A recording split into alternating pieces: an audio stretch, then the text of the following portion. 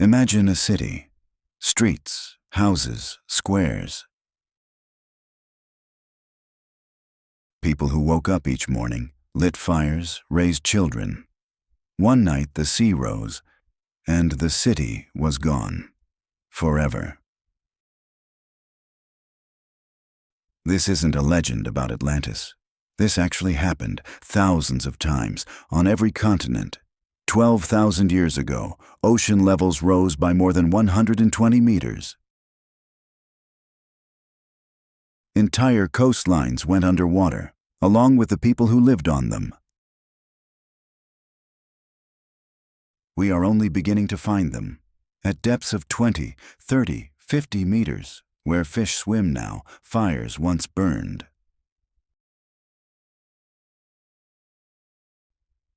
The ocean keeps secrets better than any archive.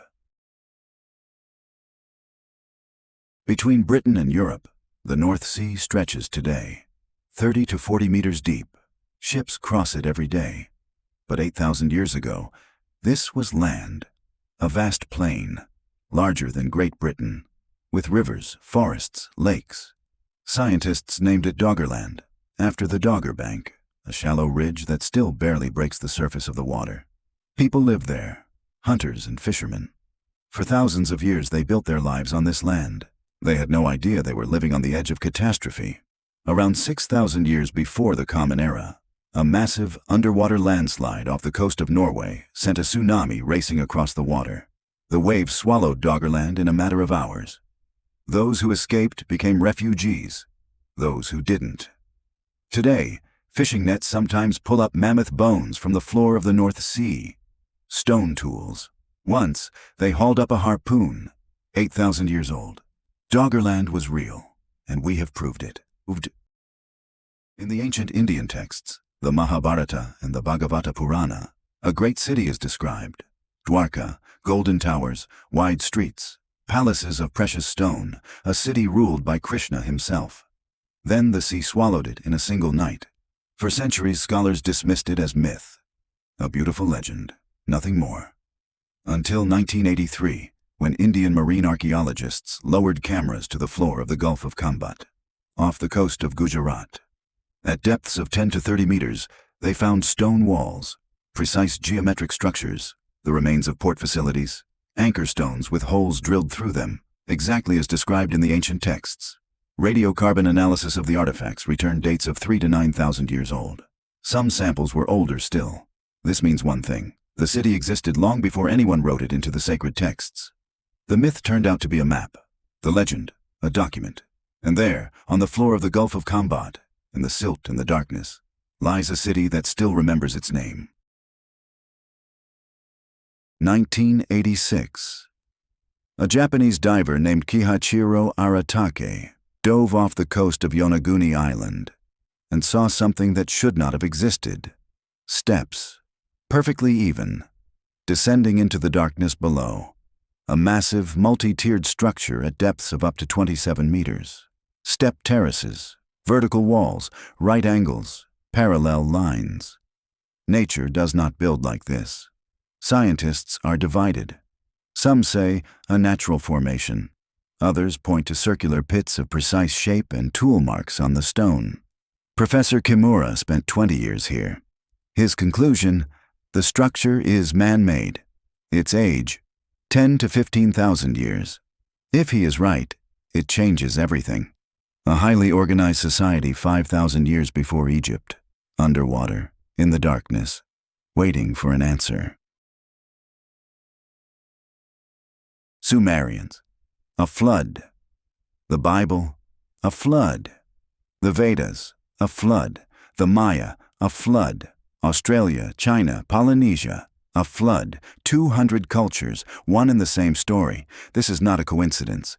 12,000 years ago, the glaciers began to melt. Enormous ice dams collapsed. Inland seas poured into the ocean within weeks. The Black Sea region was flooded in precisely this way. Salt water broke through a natural barrier and drowned a freshwater lake in a matter of months. People ran. They carried with them the memory of cities beneath the water, of a world that no longer existed, and that memory became legends. sacred texts, myths of a great flood. Perhaps these stories are not invention. Perhaps they are reportage, eyewitness testimony, written not on paper, but in the memory of generations. We have explored less than 5% of the world's ocean. 5%. 95% of the ocean floor. Unknown territory. And there, in that darkness, lie answers to questions we have not yet learned to ask. Underwater drones with LiDAR scanners are mapping the seafloor to centimeter precision. In 2017, they discovered the submerged city of Thonis Heraklion off the coast of Egypt. An entire city with statues, temples, and ships at a depth of 10 meters. For thousands of years, no one knew. Now scientists are scanning continental shelves around the world, looking for straight lines, right angles, things that do not occur in nature, and finding them. Off the coasts of India, Cuba, Malta, Japan. Every decade, the ocean reveals another secret. Somewhere on the seafloor, right now, lies a city that will change history. We just haven't found it yet. We began with a city. Streets, houses, squares. Now you know, those cities are real. They did not disappear.